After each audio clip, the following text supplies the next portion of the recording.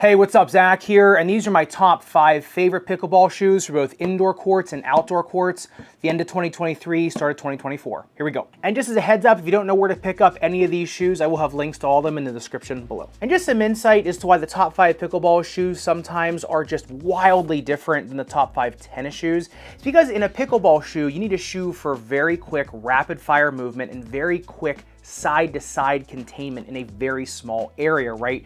You need a shoe that's going to be able to hold its own to when you're up against a fence trying to go the other direction, then back and forth very quick. Whereas in tennis, there's lots of changes between high speed over long distances to low speed to high speed in short circumstances. Whereas in pickleball, like I said, it's basically like a cage match, right? It's side to side very quick or north to south very quick in a contained area. I've always found that pickleball shoes a lot of times mimic 3-on-3 basketball shoes more than anything. So that's why sometimes just the rankings are so different between the sports. And so with that being said, let's get into the number 5 indoor shoe, and that is the Anta Shockwave 5. Now, I like the Shockwave 5s for a few reasons. Number one is because you can take them on indoor and outdoor courts. They're one of the few shoes on this list that do just as well on hardwood as they do on outdoor asphalt, concrete, or cement.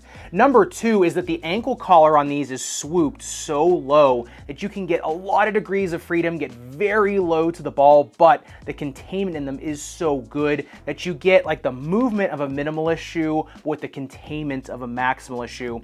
The double shanks too protect your foot really well. It's not as much of a big deal in pickleball on an indoor hardwood court, but it is nice to have for more of the snake bitten foot. And coming in at number 4 is a really unique shoe because it's an indoor basketball shoe that very closely resembles an outdoor tennis shoe. If you slapped outdoor rubber on it, it'd be a great tennis shoe, and that is the Adidas Trae Young 3. And if you look at the Trae Youngs from 30,000 feet, it almost looks like an updated Sole Court Boost, just with a little bit more of a techie mid and outsole. The thing I like about the Trae Young 3 is it gives you that crazy lateral flange like in some of the old school Adidas tennis shoes, but the really nimble grip of this rubber on the bottom that kind of undulates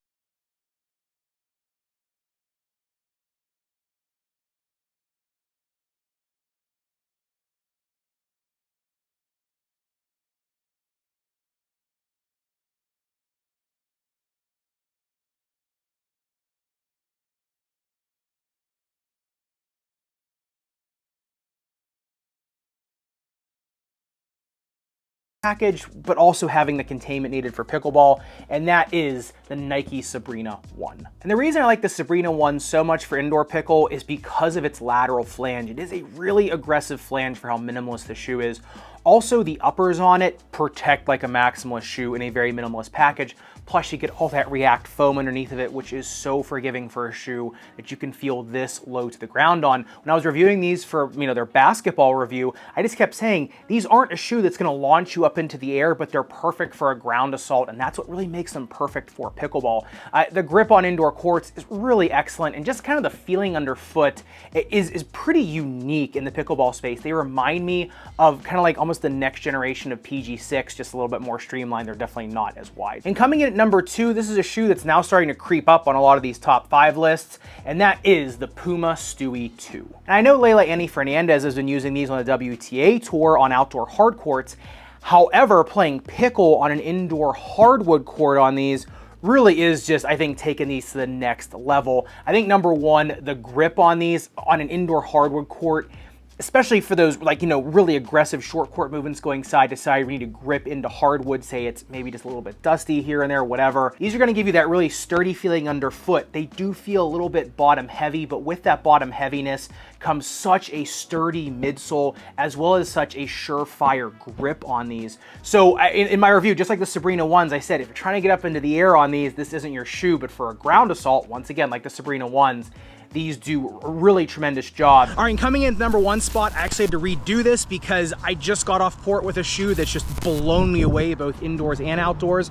So in the number 1 spot, the original shoe was the Way of Wade All City 11 V1 and V2, and those are still at the number 1 slot, but I do have a tie, and that is with the New Balance 2-Way Volume 4. Now, the All City 11s, yeah, they're still the most containing shoe out there. The grip on them is about the most rugged you can get on indoor or outdoor courts. That's why they're at the number 1 slot, because they have such good grip and stability on hardwood, rubberized carpet, or outdoor courts, but the two-way volume 4s have the most nimble footwork you could have in a shoe that's as good for basketball as it is for pickleball as it is for tennis.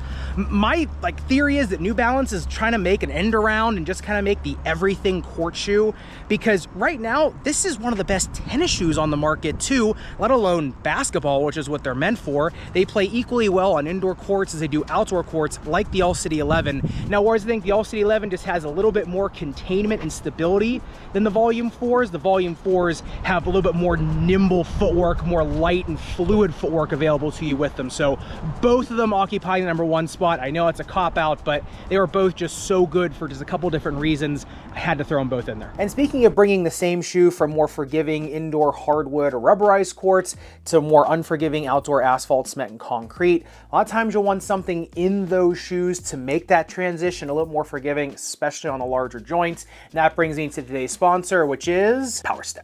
And if you've been watching this channel for any length of time, you'll know how much I love PowerStep's broad, strong arch support, especially for something like pickleball, where you could be on a really forgiving court one day and then a really unforgiving one the next day. And it'd be nice to keep a consistent footbed underneath of you to protect all those joints. That's why I love the PowerStep Pinnacle line, because whether you're going with the PowerStep Pinnacle Low, the standard version, or the high arched version, you're going to get that really nice broad supportive arch coverage that gets the entire arch, not just a little piece of it. And that's what really protects those joints, is being able to have the coverage of the entire footbed. So if you do want to pick up a pair of PowerSteps, we'll leave a link in the description below, as well as a discount code. And another thing I get asked is, do you go up a half size when you put an orthotic in? Do you stay in your standard size? Typically with PowerStep, if it's the Pinnacle Low or it's the standard, then I usually say just go with your standard size. If you're getting the PowerStep Pinnacle High and you have a wider foot, you might want to go up 1/2 size in these,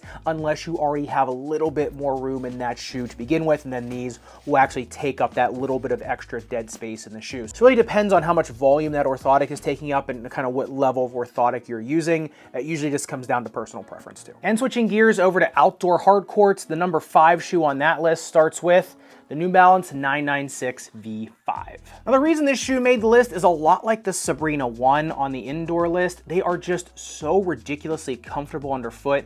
However, with the updated shank from the V4 to the V5, they have just enough oomph under them that you can really play aggressively in them. I would say they're the least containing shoes on this list for both indoor and outdoor shoes. However, if you're looking for a shoe for more plush comfort, especially for a shoe that can accommodate a brace very comfortably and just accommodate a lot of lumps and bumps on your foot really comfortably, as well as play pretty aggressively when you need them to, the 996 V5 is a really nice combination of comfort as well as speed and agility. And coming in at #4 is a tie between two shoes. Both of them have a little bit more maximalism in the midsoles, but a lot of differences in the uppers, and that is the Diadora Blue Shield Torneo 2 and Asics Gel Resolution 9. And the reason I like both of these is they are more of a maximalist option for outdoor pickleball that still gives you back quite a bit. That giant plastic piece on the lateral side of the Asics Gel Resolution 9, and what they call the Dyna Wall, gives such good side-to-side containment and such a good snap when you're moving side to side, east to west. Plus the midsole on them is just so resilient and just really so comfortable underfoot. Plus just the midsole itself gives so much snap underfoot as well. The Blue Shield Torneo 2 is probably the biggest clunker on this list in terms of outdoor pickleball. However, the grip of the outsole, the side-to-side containment of these shoes, and just how much speed they allow you to carry while still, protecting you side to side is really unmatched by most other tennis shoes out there, as well as pickleball shoes out there. So if you're someone that likes to throw around your own body weight, throw around your own speed and agility, these two shoes will really help more harness what you're bringing to the court versus really giving anything to you. And coming in at #3 is a shoe that I swear is always on this list, and that is the Diadora B Icon 2. And I'm sure those of you that have watched me review this line of shoes know where I'm going with this. The suspension on these is just so tightly tuned. These things corner better than just about any shoe out there. They just have such good speed both in the long haul situations as well as short court situations. Plus their containment side to side is just so outstanding for a shoe that there really is this streamlined, right? right? So one thing that just doesn't get it into the top 2 is because some people do not like this tightly tuned of a suspension. They want something with just a little bit more flex in it. And coming in at number 2, I know I'm gonna get a ton of hate for this one, and that is the Babolat Jet Mach 3. And yes, I know this has been the number 1 shoe on this list for a few years now, and for good reason. Super aggressive flange, really easy flex in the forefoot, grip for days. They're super quick shoes, almost as quick as something like the B-Icon 2. Really everything for pickleball, these just do exceptionally well. There's just a few things in the number 1 shoe that I like just a little bit more that edged it out this year. And with that being said, getting into the number 1 shoe on this list that I'm sure a lot of people probably haven't guessed what this is, kind of been a sleeper this year, but that is the Adidas Barricade 2023. And I'll be the first to admit, I was pretty harsh on the Barricade 2021. I thought they were pretty uncomfortable. I just didn't really understand a lot of the design choices. It was good for some things, but really bad for a lot of others. However, with very subtle tweaks to them, the 2023 model becomes just a low to the ground, prowling, just crazy agile shoe that I think is great for both tennis as well as pickleball. Now, the number 1 thing I love about the Barricade 2023 is the shank on them. It is a super wide shank, allowing this shoe to get very, very low to the ground, but also kind of give you that harnessing power there. The treads on these will just grip anything, especially if you're trying to go really hard side to side